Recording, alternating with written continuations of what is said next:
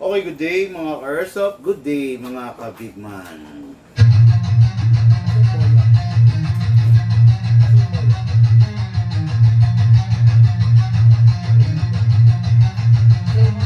Magsatabi sa daan, huwag kang babangga.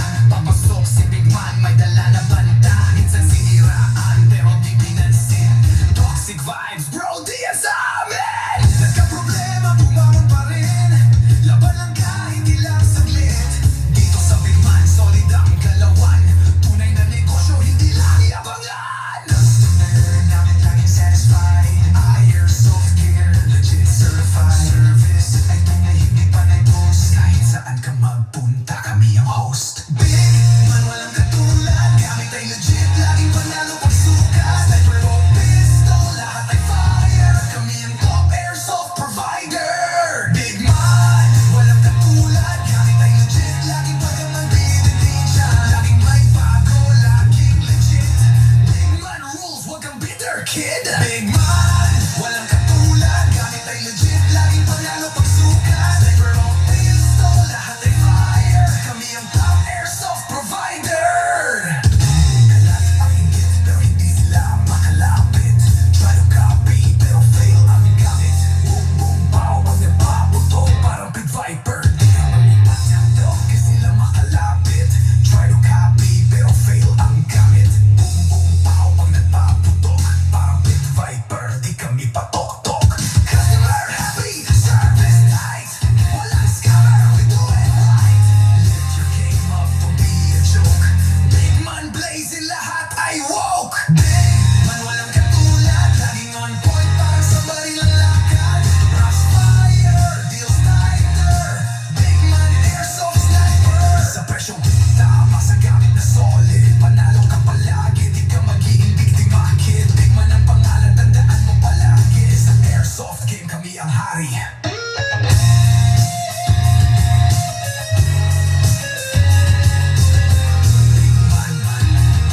Di mo kaya tapatan.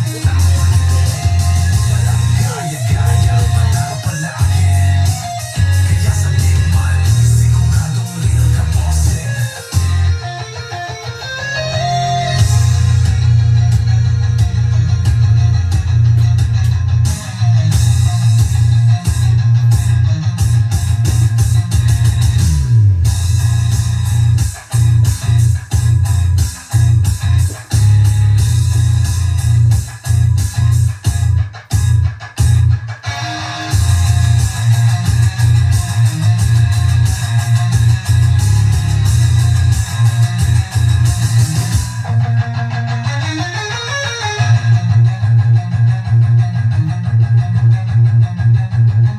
Big Man, mukha yang tapatan.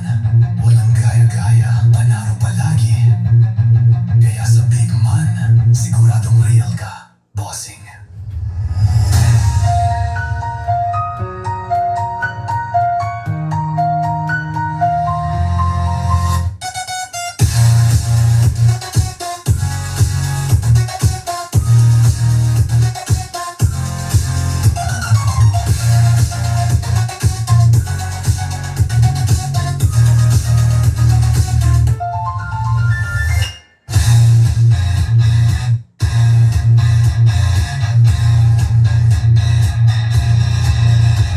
Okay, magandang hapon po ng araw ng linggo sa inyong lahat. Mga ka-airsoft kong minamahal. Hello po sa mga ka-airsoft na nasa iba't ibang lugar dito sa ating bansa. Hello sa mga ka-airsoft natin na nagbabanding ngayon kasama ang kanilang pamilya. Hello sa mga ka-airsoft natin na nag-happy ngayon kasama ang pamilya.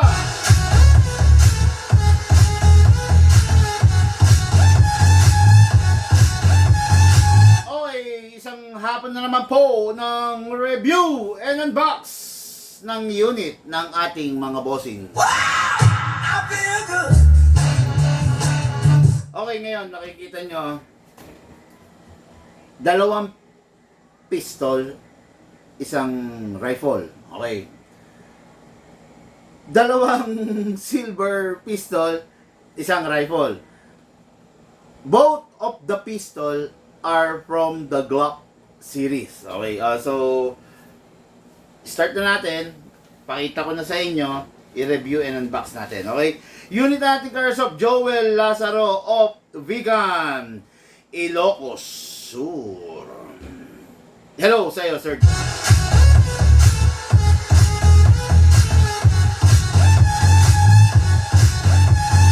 Okay, unit natin Airsoft Sir Joel, lalaga to, going Ilocos Sur, Vegan. Unit niya, the top of the line, Glock 17, 4th edition. Okay. Bakit natin ito sinawag na top of the line to? Ganito kasi mga Airsoft, no? Ang WE is a Taiwan. Meron silang mga standard, meron mga mid-class, at meron silang nasa taas. Kumbaga how do you call this? May budget meal, merong mid-class, merong high-end. Ayun na. Ito yung parang high-end version ng WE. Ito yung pinaka-bihis. Ito yung pinaka mai-offer nila doon sa mga taong naghahanap ng medyo mas matataas na quality. Okay? Kung mapapansin ninyo mga Airsoft, kuha ko ng Glock 17 din na same brand to. Makikita nyo, this is a Glock 17. So, standard siya. Okay? This is the Glock 17 na top of the line. Ayan yung pagkakaiba ng both of the unit ha. Makikita nyo, top of the line to, kakaiba yung slide niya. Slatted, may mga butas, may mga design. Okay, naka-optic front. While, lapit natin konti yung camera. Lapit ko lang ha. Para yung mga magazine na pinapa-recondition ko sa iyo ha. Ayan. Lapit ko lang mga Airsoft ha. Dali lang.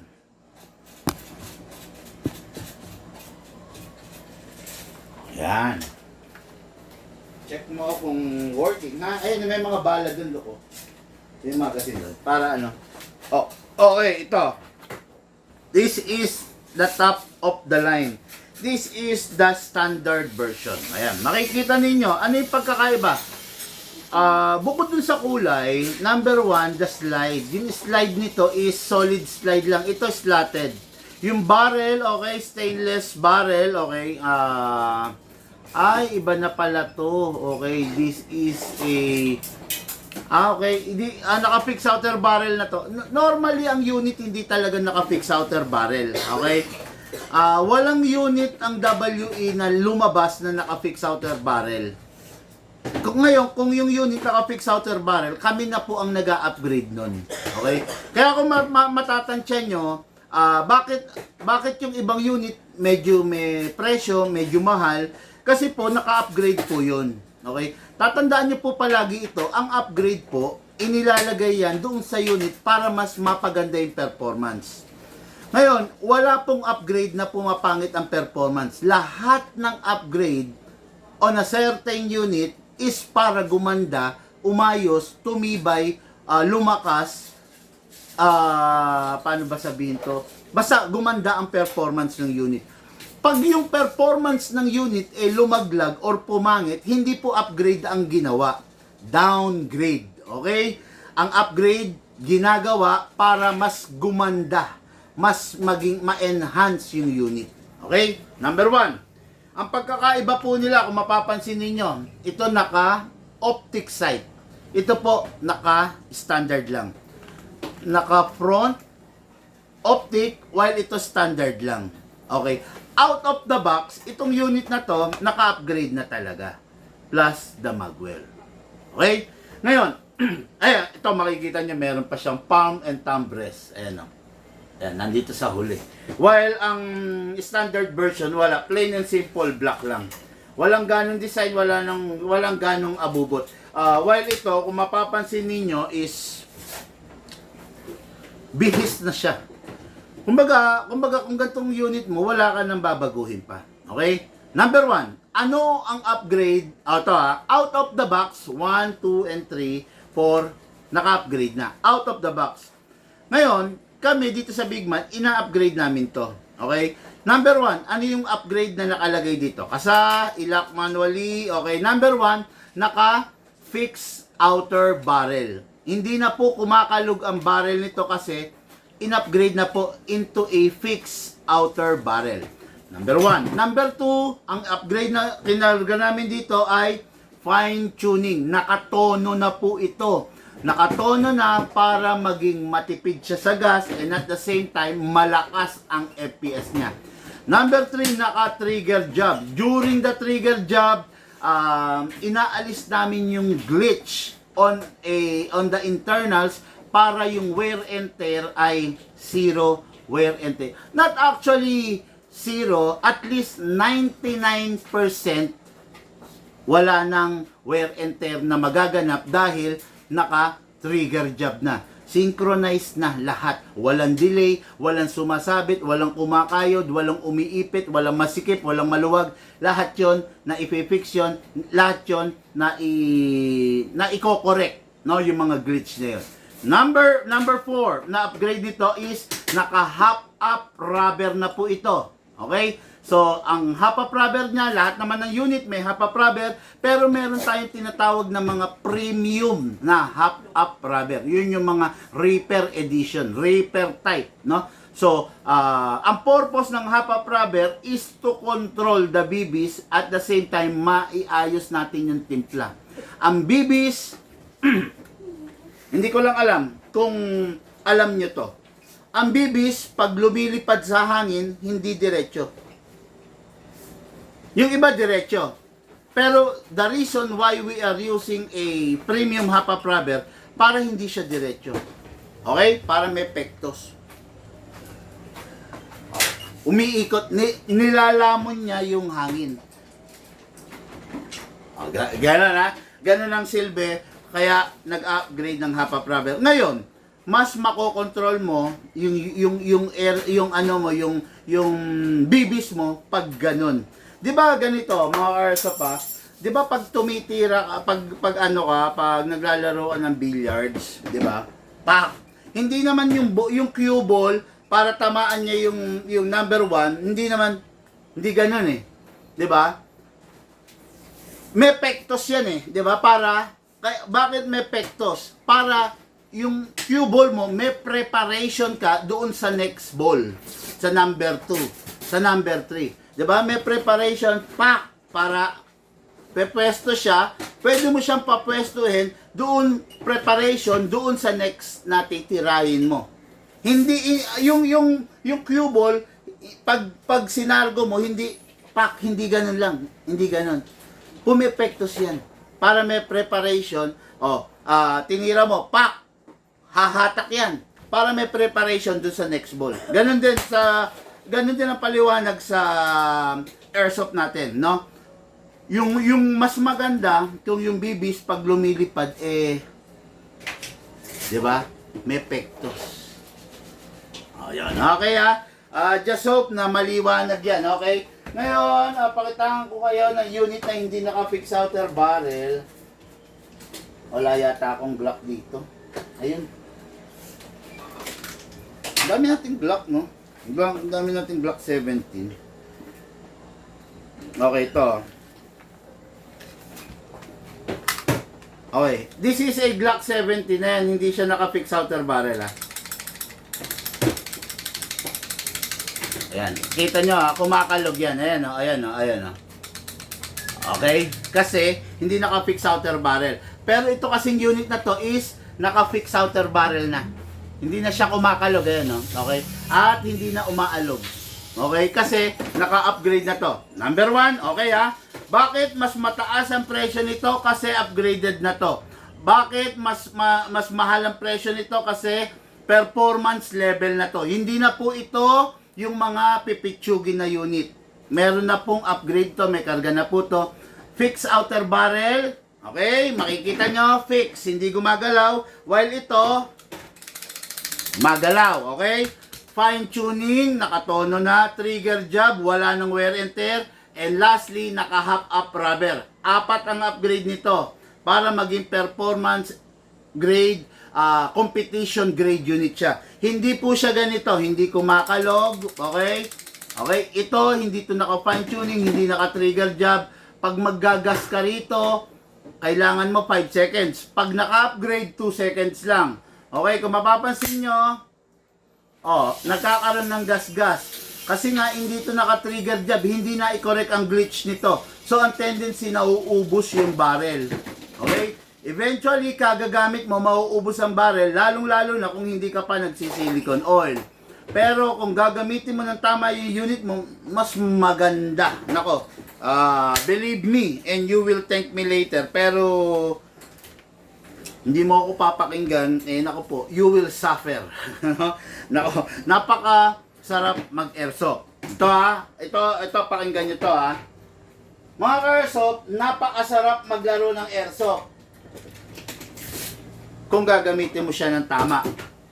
Pero kung hindi mo siya gagamitin ng tama, naku po, isusumpa mo ang paglalaro ng airsoft. Tandaan nyo yan. No? Pag susundin nyo yung tama dito sa airsoft hobby, mag-enjoy kayo. Pero pag hindi nyo susundin yung tama, babaliwalain nyo yung sinasabi ko, isusumpa nyo. Kasi bakit? Feeling nyo ang gastos. Feeling nyo yung perang inilaan nyo sa pambili ng airsoft nawalan ng saysay. Ganun ang mararamdaman mo. Pero, subukan mong gamitin yan ng tama, ng alinsunod doon sa instruction na binibigay ng dealer mo, i-embrace mo kahit gaano katagal ang airsoft mo.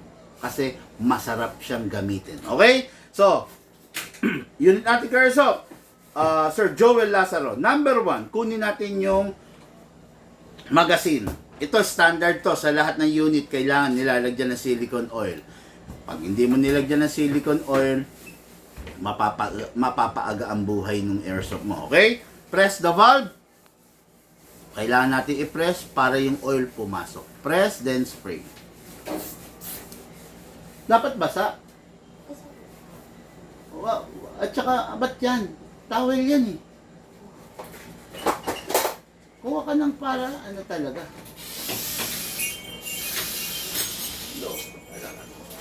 Dapat basa eh. Lukas talaga. Okay. Di okay na. Ngayon, number 2, spray natin to.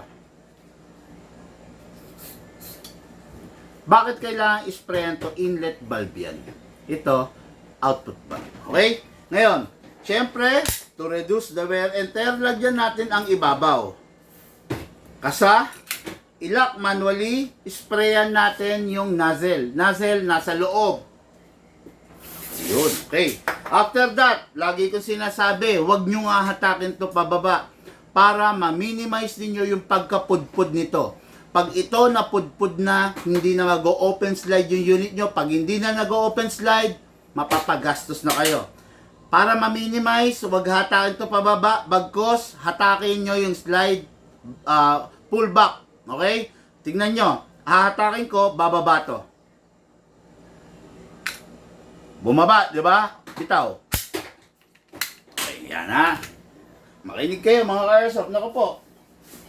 Ewan ko lang, pag hindi kayo nakinig, sabi ko sa inyo, mapapahamak po kayo. Okay? Ang gagamitin natin na gas, 12 kg lang. Huwag pong gagamit ng 14 kg. Hindi po suportado ang mga Glock para gamitan ng 14 kg. Sa 12 kg pa lang, mag-e-enjoy ka na kung yung unit mo upgraded. Pero pag yung unit mo hindi upgraded, hindi ko 100%, hindi ko sigurado kung mag-e-enjoy ka. Okay? Kasi pag upgraded, ang ganda ng putok, ang taas ng FPS, safe yung unit. Pero pag hindi upgraded, ang hina ng unit, di ba? Tapos, ang pangit, kumakalog-kalog.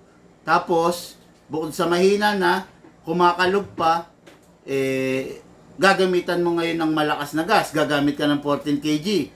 Kahit anong gamitin mo na gas, hindi mo kayang pantayan yung unit na upgraded. Okay? Upside down, then press down. 1, 2. Kita nyo, 2 seconds lang ako nagagas. Okay? Ito may tanong, no? Big man, yung unit ko na hindi upgraded, pag nilagyan kong pag nilagyan ko ng 14 kg, kaya bang pantayan yung unit mo na upgraded na naka 12 kg lang? Ang sagot, hindi. Okay, no? Yung unit na naka-upgrade, tandaan mo yung unit na naka-upgrade, naka-design na yon para lumakas. Okay? Ngayon, hindi natin kailangan magtaas ng pressure ng gas or magbago ng kg ng gas para lumakas. Kasi kahit sa 12 kg pa lang, basta yung unit mo upgraded na, kaya niya nang lampasan yung 14 kg. What more kung yung unit capable of the 14 kg? 'Di ba? Ang lakas-lakas na nun. O, 'di ba? Pero kung yung unit hindi capable of 14 kg, pang 12 kg lang, tapos pina-upgrade mo, para ka na rin naka 14 kg.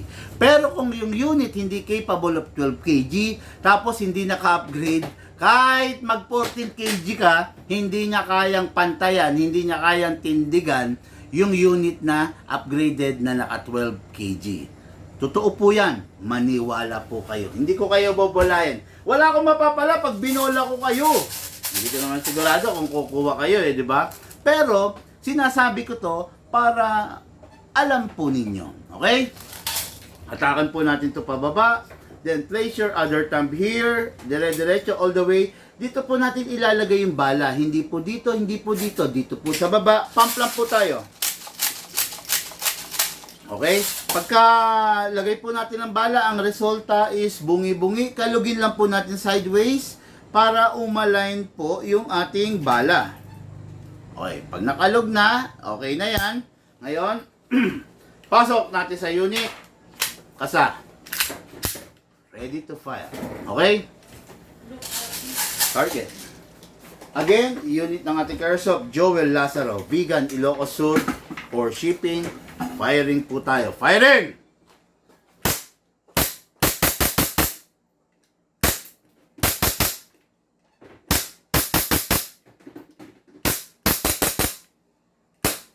Open slide. Kasi wala na siyang bala. Next thing to do, release the magazine. Saluhin ha. Then release the slide.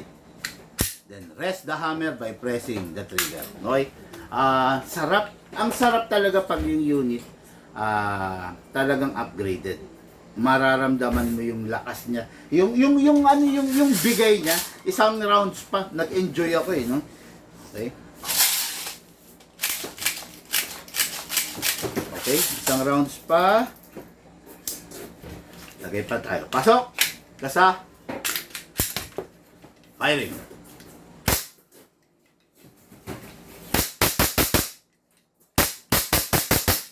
Open slide. Kasi wala nang bala. Next thing to do, release the magazine, release the slide. Huwag atakin to ha. Then rest the hammer. Ang hammer nasa loob by pressing the trigger. Okay, unit ating airsoft, Joel Lazaro, Vegan, Ilocos Sur. Ito na po yung unit mo, bossing. Ready for packing, syempre, ready for shipping. Pasingawin yung unit kung di na gagamitin at make sure dapat walang lamang bala. Okay, tapos, syempre, bago itabi, gagawin mo, wipe those excess oil. Ayan, punasan natin, no? Para yung unit natin, manatiling maganda, manatiling maayos at mukhang bago. Unit ating airsoft, ready for packing and ready for shipping. Okay, next unit natin. Unit natin airsoft, Dexter Bautista of Dolores, Quezon Province. Uy, malapit to ng San Pablo. This is the GP1799. This is the modern looks, modern type of Glock. Okay? What is good and special about this GP1799? Tactical pa rin siya, no? Kumbaga parang nasa category siya. Kuya, tingnan mo, may hinahanap. Nasa category siya ng mga high-end version. Okay? Nasa category, hindi siya yung mga budget meal. Kasi kung makapapansin nyo, para na rin siyang yung top of the line. Ayan, no? Halos magkamukha na sila. Well, in fact, medyo may lamang nga to kasi naka-gold barrel. Diba? Ayan. Naka-gold barrel. Tapos, sa design, halos pareha sila. Naka-optic front, optic rear din. This is the modern type of Glock. Makikita niyo yung grip niya, then the magwell. Sarap gamitin ito, no? If you are a person with a kumbaga matataas, matitinding ang mga circle of friends mo, napaka the best na gamitin ito, no? Kumbaga talagang gwapo siya. Okay? Ngayon, ganun pa rin kung paano natin sinimulan yung kanina, nilalagyan natin ng silicone oil, ganun din po ito. Sa ibabaw, okay, then kasa, ilock manually, then spray po tayo. Itong unit po, naka-upgrade, naka-fine tuning, naka-trigger job, hindi po siya naka-half up rubber, hindi rin po naka-fix outer barrel. Ayan, no? Kumakalog siya, di ba? Kasi syempre, kung hindi naman ni-request ng bossing natin na i-fix outer barrel, hindi naman para pangunahan natin na i-fix outer barrel natin. Okay? Hatak, then release. Okay, no? Ngayon, syempre, ganun pa rin yung magazine. Dahil nga Glock 17 to, iwasan pa rin malaglag ang magazine. Pangalawa, 1 full rounds is equivalent to 27 rounds. Okay? Ganun pa rin, huwag mo masyadong pupunin. 20 to 23 lang para yung spring mo hindi masira. Press the valve, then spray. Okay, then sa ilalim. Okay. Meron ng oil. Gamit po tayo 12 kg. Okay? Upside down, then press down. 1, 2. Okay? After that, bala po tayo, no? Hatak to. Then place your thumb here. Dito po ilalagay yung bala. Pump lang po tayo, mga ka-airsoft. Okay. Ngayon, makikita nyo, merong anong tawag dito? Merong bungi. Ngayon, kalugin natin sideways para umalign yung bala para mawala yung bungi. Okay? Then, pasok sa unit. Siyempre, dahil napakaganda ng unit, firing po tayo. Firing! Lakas! Iba talaga yung unit pag naka-trigger job. Firing!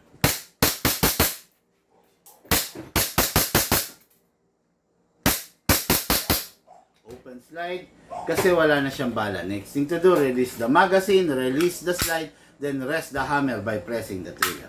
Tapos, huwag kakalimutan punasan para laging mukhang bago. Yung unit, pag hindi nagagamitin, dapat walang laman bala at dapat wala ring laman hangin pasingawin. Daming laman. Item, ready for packing and ready for shipping. Going, Dolores Quezon, Dexter Bautista. Hello, Sir Dexter Bautista. Hindi nga pala kita na i-shoutout. Shoutout, Sir Dexter Bautista. Item going, Dolores Quezon.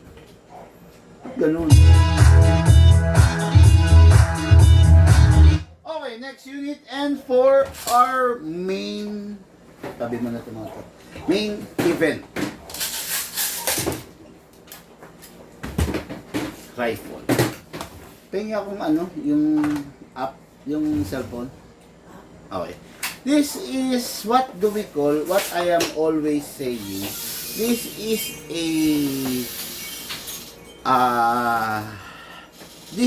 masasabi natin a budget mill rifle came from a dissenting maker from the Taiwan category. Okay? This rifle is a modern type, not advisable para sa mga seniors. Pero yung looks, weight, and ability nitong rifle na to is can fit sa mga seniors. Magaang, ang daling i-maneuver, matibay, malakas. Pero, may downside po kasi ito. Masyado siyang high-tech na to the point na pwede mo siyang i-connect through cellphone mo. Okay? Kasi ganito, this unit, meron siyang computer system. May mga sensor siya, meron mga program. So, pag may mga sensor, may mga program, minsan dumarating sa puntong na nakukurap. Since meron siyang nakukurap, kailangan mong i-reconfigure. Dahil kailangan mong i-reconfigure, kailangan mo ng device which doon ka magko-configure. Okay? Doon pumapasok ang cellphone. Okay. Iwanan ko muna yung parte na yan. Dito muna tayo. As I have said, this is a modern type from the Poseidon M-Lock. Makikita nyo, napakasarap. Equipped with a holographic scope. This scope is has a kumbaga features na holographic night and day mode. So pag color green siya, yung nakikita mo, night mode yun. Ay, tama, night mode.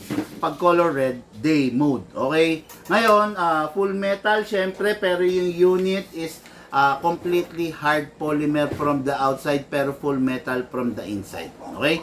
Itong unit na to, hindi na po ito stock kasi in-upgrade na naman po natin. Pinakialaman na naman natin yung FPS dahil yan ang ating request ng ating Airsoft Jeyo Torres of Mabini, Santiago, Isabela.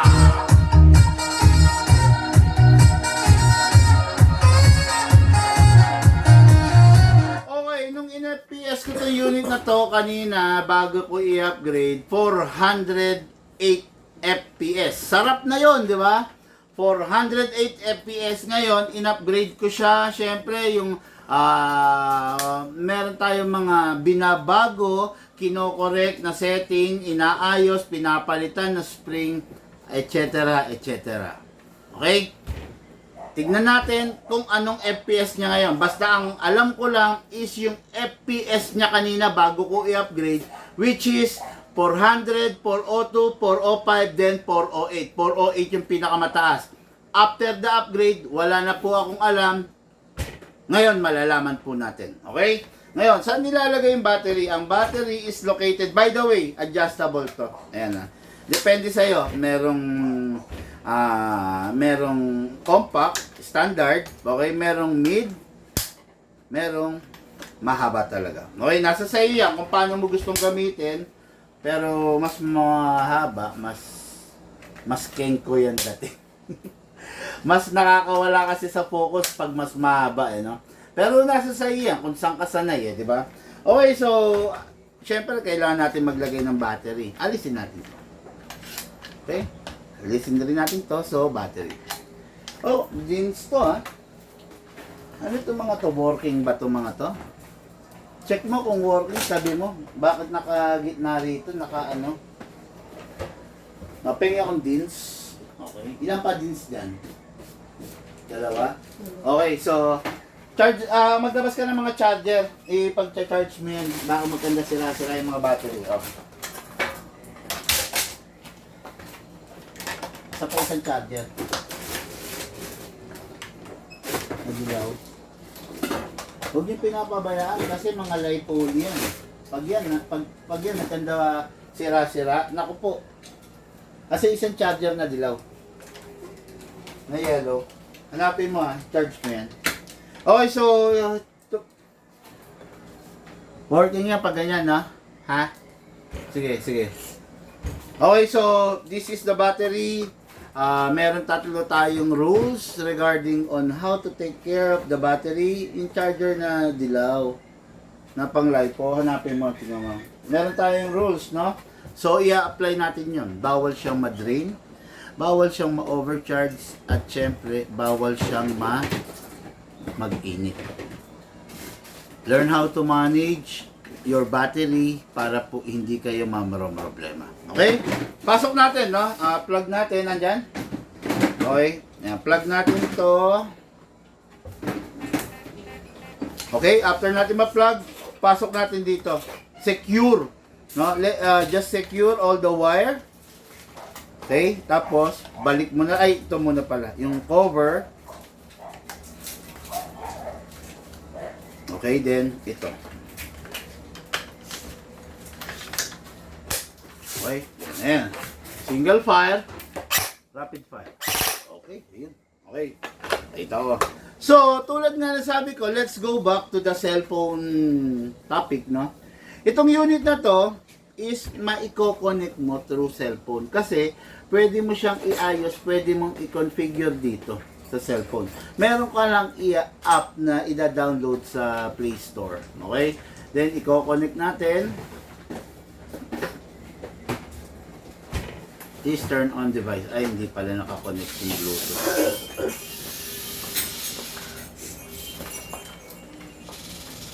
Connect.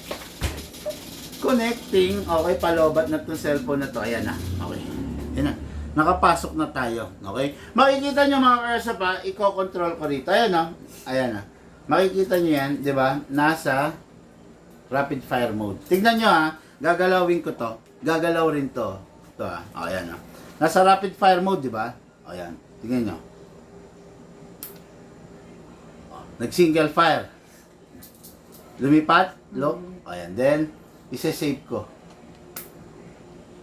Lumipat. Ayan. Isi-single file ko. Ira-rapid ko. Ayan. Kita nyo? Ayan. Naka-single file lang. Ngayon, makikita nyo ito mga Airsoft. Pwede siyang kontrolin dito. Hindi ko siya hawakan ha. O. Kita nyo? Ayan.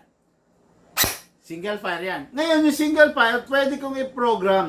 Pwede kong, yung single file, pwede kong i-configure na 2 putok. Tingnan nyo. O, di ba? O, pwede ko siyang tatlohin. O. O. Tatlo ba ang putok? O, pwede kong apatin.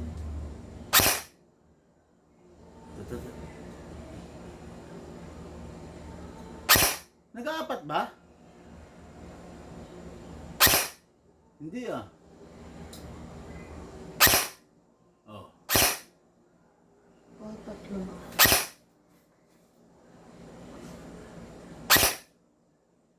Dali ah. Sa auto pala. Tatanga-tanga tayo eh. Siyempre sa auto. Okay. Halimbawa gusto ko 3 lang yung full auto. Ayan nasa full auto siya mga Ursa pa. Ayan ha.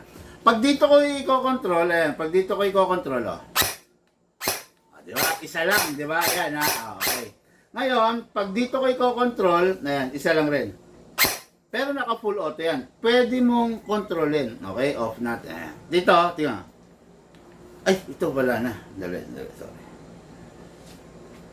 Okay. Pag sa full auto, ayan. Hindi, di ba? Pero pwede mong kontrolin, pwede mong gawing 3 lang. Ayan.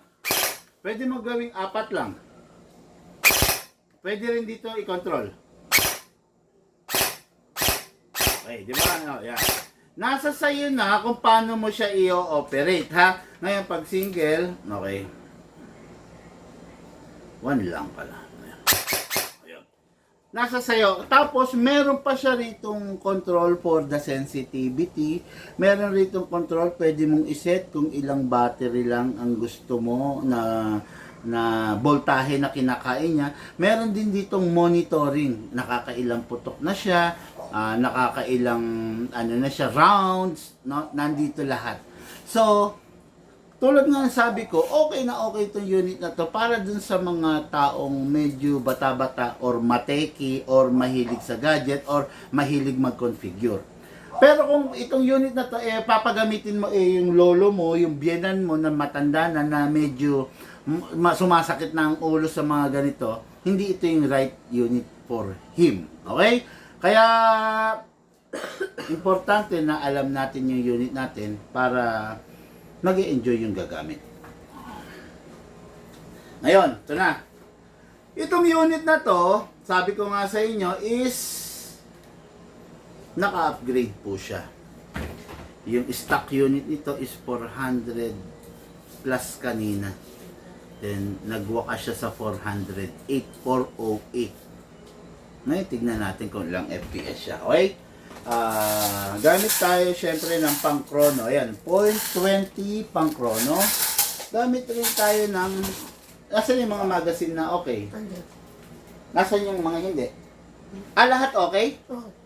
Ay, hindi. May isang dyan na, na dead. Alisin mo. Huwag mo nang isama. Yun defective. Huwag mo na isama dyan. Kasi nakakagulo na lang eh. Nilagyan mo bang label? Hindi. O, yan. Yan mga yan, okay yan. Lagay mo na sa unit kung okay. Di ba? Kung baga, kung talagang okay lagay mo na sa unit. Di ba? Para ano, dun ayun. Ayan Para, ito, katulad nito, okay ito? Malamang, bago to no? O, lagay mo na sa unit. Para ano, hindi na tayo malilito. Ang dami pang pwedeng lagyan dun oh. O, dandan lang magagasgas. O, yan. Ano yan, color? Tan? O, yan dun Alisin mo lang yung bala. Okay? O, sige, saan na ba tayo? Saan na tayo? Ngayon, itong unit na to, hindi siya kamot type, hindi rin buhos type. Bagkos, naka-close to. Ini-inject yung bala. 150 rounds lang to, pero yung mga kamot type is 300 rounds pataas. So, inject muna natin is yung 0.30 grams. Mamaya, yung 0.20 kasi magkokrono tayo, okay? 0.30. 1, 2, 3, 4, 5, 6. O, naka 6 ako na pump. Kada pump, 4 to 5 BBs Okay? Ngayon, lagay tayo ng 0.20 na pang krono. 1, 2, 3. Okay, 3. Okay na yun. Kasi, konti lang naman ang fire na gagawin natin di ba? Sa krono. Okay. Again, mga Airsoft, itong unit na to, hindi na po stock ang lakas nito. Ang stock nito, out of the box, is 400 to 408. Tingnan po natin kung ilan ang FPS niya ngayon na after na ma-upgrade po natin.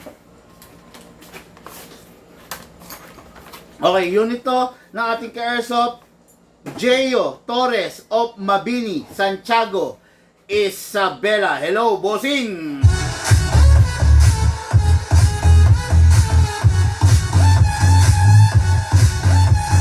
Okay, Lucas, ayan, pakita mo sa camera. Okay, ayan pakokrono natin. Okay, chrono test, single fire, first fire. Sige, pakita mo. 498. 498. Sakit yan. Okay? From 408, 498. Okay, firing. Second fire. 494. 494. Third fire. 499. 499. Sana tumungtong ng 500.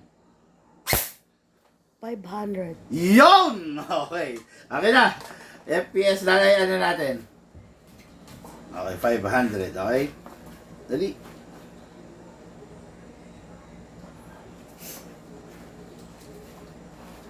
Okay mga Airsoft, 500 FPS ang upgrade na nangyari dito sa ating Poseidon Medusa. Okay?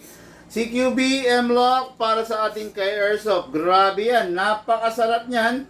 500 FPS. Tignan natin kung tataas pa. Okay, 500 FPS Ewan ko lang kung ilang FPS to sa iba, pero sa akin, 500 FPS. Actually, mahina pa yan. May 547 tayo nito, di ba? Na-upgrade. Natanda mo yan, yung tan, no? So far, yun ang pinakamataas. Firing! 498. 498, firing! Wala, umulot lang. Wala. 495. 495, firing! Wala. Nagbabounce back, Wala. Wala na. Ayan na. Okay. Okay, no? So, sarap. Yun lang ang masasabi ko dito sa unit. From 408, napatungtong natin ng 498 to 500 FPS. Single fire. Rapid fire. Single fire. Rapid fire. Okay. Okay.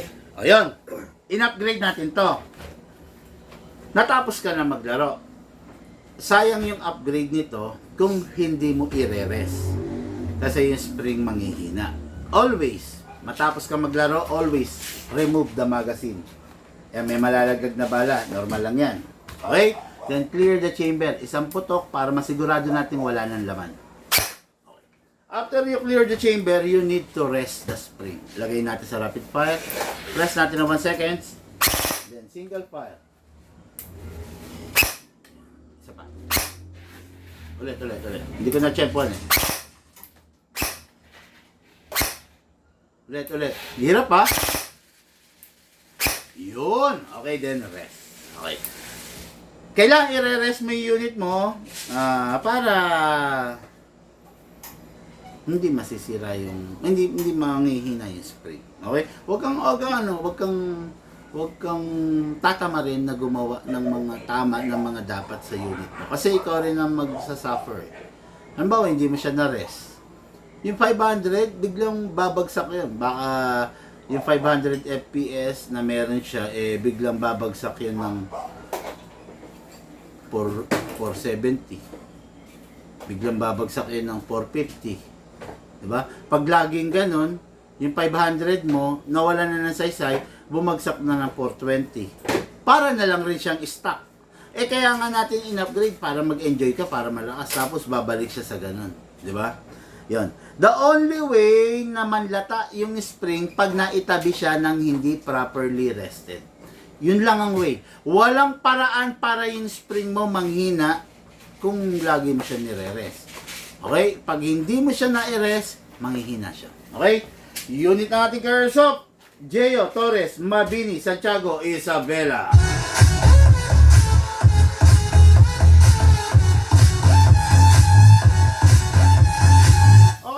Ito na po yung unit, ready for packing and ready for shipping. Lahat po tayo nagmula sa iba't ibang larangan, pinagbuklod, pinag-isa ng iisang libangan. Yun po ang paglalaro ng Airsoft. Siyempre, hatid po sa inyo ng inyong lingkod, Big Man. Thank you po.